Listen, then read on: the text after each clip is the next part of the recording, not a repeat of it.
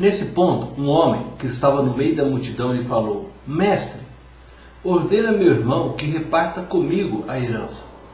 Mas Jesus lhe respondeu: Homem, quem me constituiu juiz ou partidor entre vós? Então lhes respondeu: Tende cuidado e guardai-vos de toda e qualquer avareza, porque a vida de um homem não consiste na abundância dos bens que ele possui.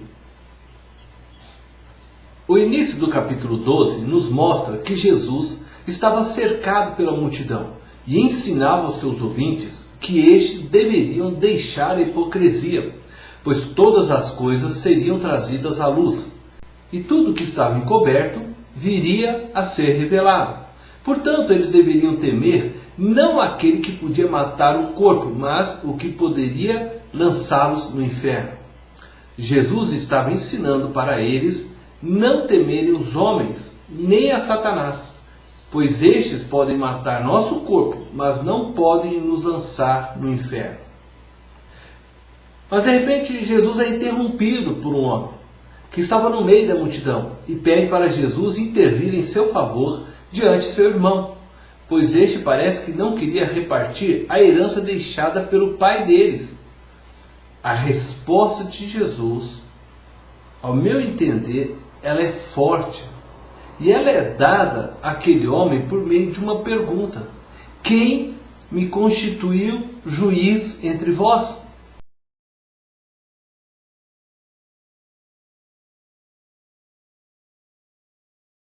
Ele estava dizendo para aquele homem: eu não vim para isso. Muitas pessoas buscam Jesus para fazer o juízo.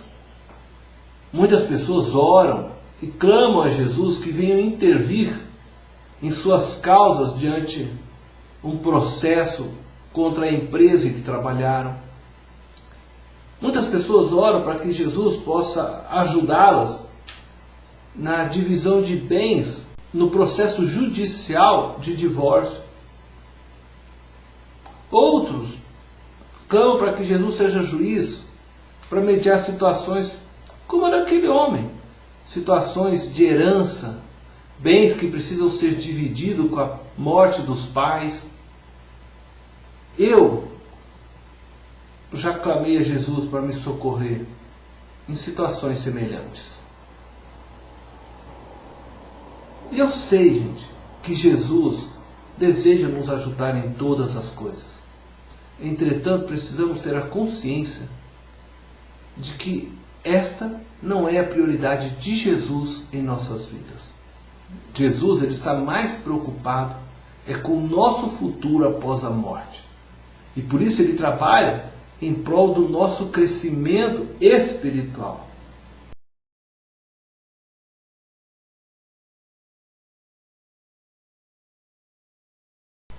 O texto diz que logo em seguida Jesus olha para toda a multidão e afirma que aos olhos de Deus a vida de um homem não é medida na abundância de seus bens. Jesus está dizendo para nós que as nossas vidas não deveriam estar focadas nestas coisas. A motivação de nossas vidas não deve estar nas conquistas e nos desfrutes das coisas materiais. Gastamos muito tempo de nossas vidas lutando por questões financeiras, para alcançarmos uma estabilidade de vida, mas investimos pouco no reino de Deus. Investimos pouco nas coisas espirituais. Jesus disse: buscai em primeiro lugar o reino de Deus. As demais coisas vos serão acrescentadas. A pergunta que fica neste texto para nós é: de que forma Deus mede a vida de um homem? Ou poderíamos perguntar da seguinte maneira: para Deus, no que consiste a vida de um homem? Para responder esta pergunta, eu quero olhar para as últimas palavras da vida de dois personagens bíblicos, Salomão e Paulo.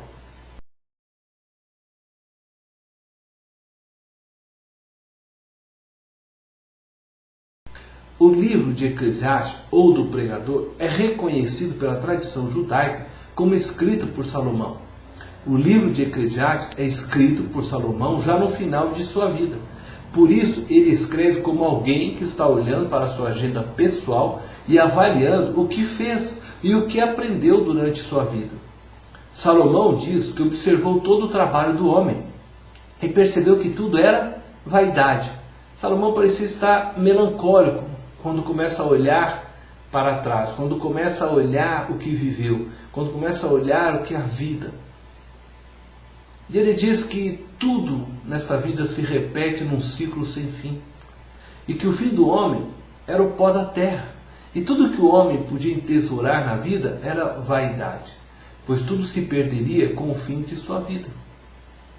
Salomão teve 1000 mulheres, estudou tudo que podia estudar em seu tempo, acumulou riquezas, construiu castelos, mas ele termina a vida concluindo: de tudo que se tem ouvido, a suma é: teme a Deus e guarda os seus mandamentos, porque isto é o dever de todo homem, porque Deus há de trazer a juízo todas as obras, até as que estão escondidas, que quer sejam boas, quer sejam más. Essas são as palavras finais registradas no livro de Eclesiastes, capítulo 12, verso 13 e 14. Você percebe como foi a vida de Salomão? Pelas suas palavras finais. Salomão gastou sua vida construindo, estudando, buscando conhecer todos os mistérios da vida para concluir que de tudo que se deve viver é teme a Deus e guarde os seus mandamentos, pois Deus há de trazer a juízo todas as obras. Salomão está nos dizendo que Deus irá olhar nossas obras. Deus irá nos definir pelas nossas obras. É relevante lembrarmos que somos salvos pela fé, mas a fé sem obras é morta. A vida de um homem consiste na morte, pois somente aquele que vive olhando para a eternidade pode produzir obras que ecoem na eternidade. No meu entender, Salomão concluiu sua vida com um sentimento de tristeza, pois ao olhar a agenda de sua vida, percebeu que mais produziu obras temporais do que obras que ecoassem para a eternidade. Salomão construiu belos palácios para suas esposas, mas isto custou caro. Ele cobrou altos impostos do povo. O povo vivia na miséria, apertado para que as esposas pudessem viver em palácios. Construiu templos para que cada uma delas adorasse os seus deuses. Abriu mão de sua fé. E ele termina a vida olhando para trás, sentindo que tudo que ele produziu foi vaidade. As palavras finais de Salomão traz para nós o ensinamento que nessa vida o que se deve fazer é temer a Deus e guardar os seus mandamentos.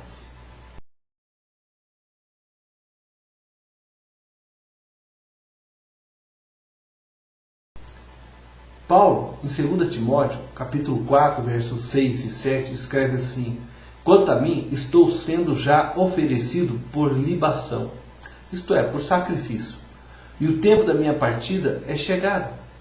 Combati o bom combate, completei a carreira, guardei a fé.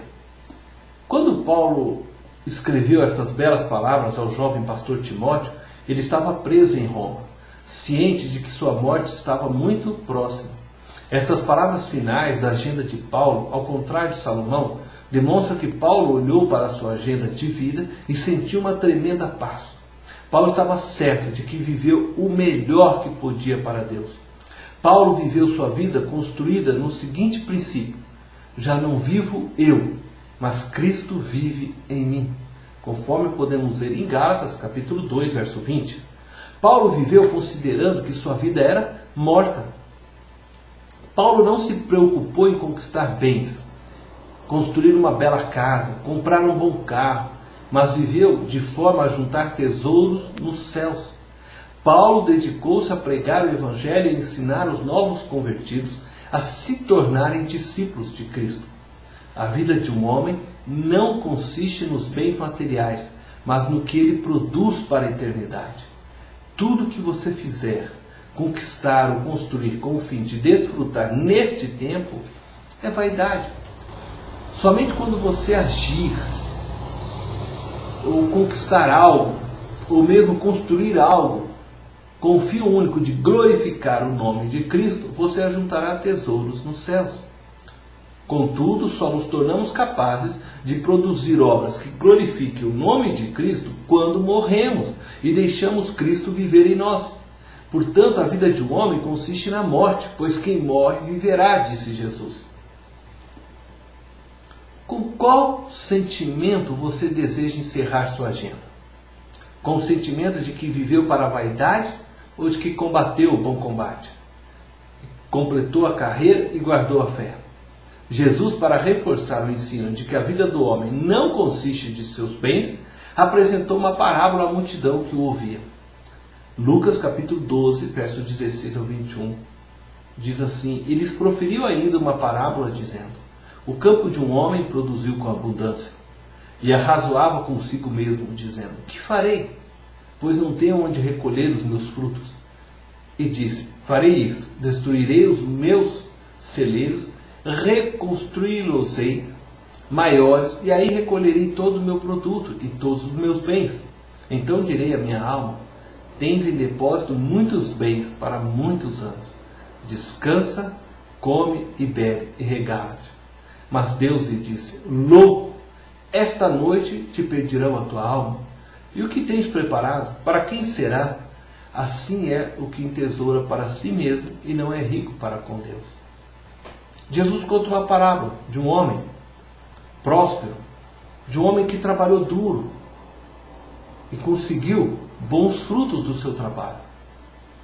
Um homem que, aos nossos olhos, inteligente, que pensou no futuro: eu vou guardar para ter uma boa aposentadoria, eu vou fazer um bom plano de previdência para que nunca me falte nada na minha velhice.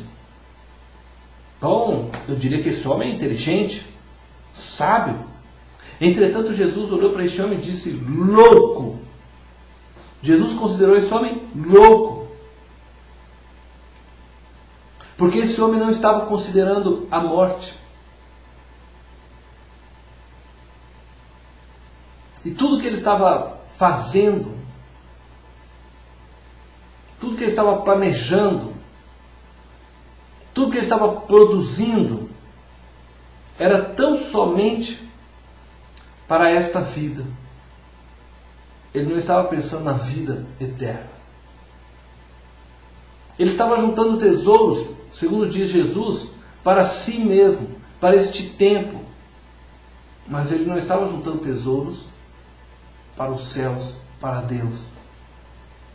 O homem que não vive o homem que não vive na prática de obras que ecoem para a eternidade, é louco.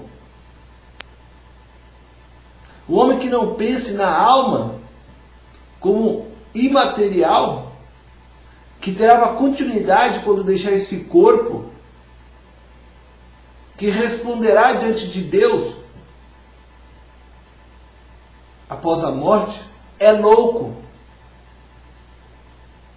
Embora aos nossos olhos possa parecer um homem inteligente,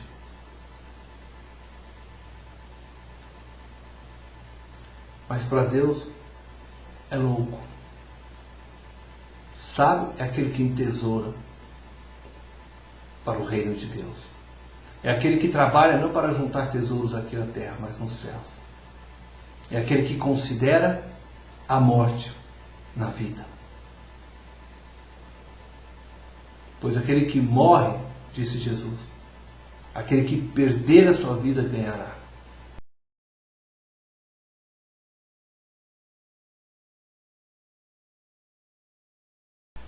Como é que você quer terminar a agenda da sua vida? Com qual sentimento você quer concluir a agenda da sua vida? Com o sentimento de Salomão, de que ao olhar para trás Percebeu que tudo que havia construído era vaidade? Ou com o sentimento de Paulo, que dedicou toda a vida dele para que o nome de Cristo fosse conhecido e glorificado? Então ele diz: combati o bom combate, completei a carreira, guardei a fé. Como você quer que seja escrito as últimas palavras da sua agenda? Deus te abençoe.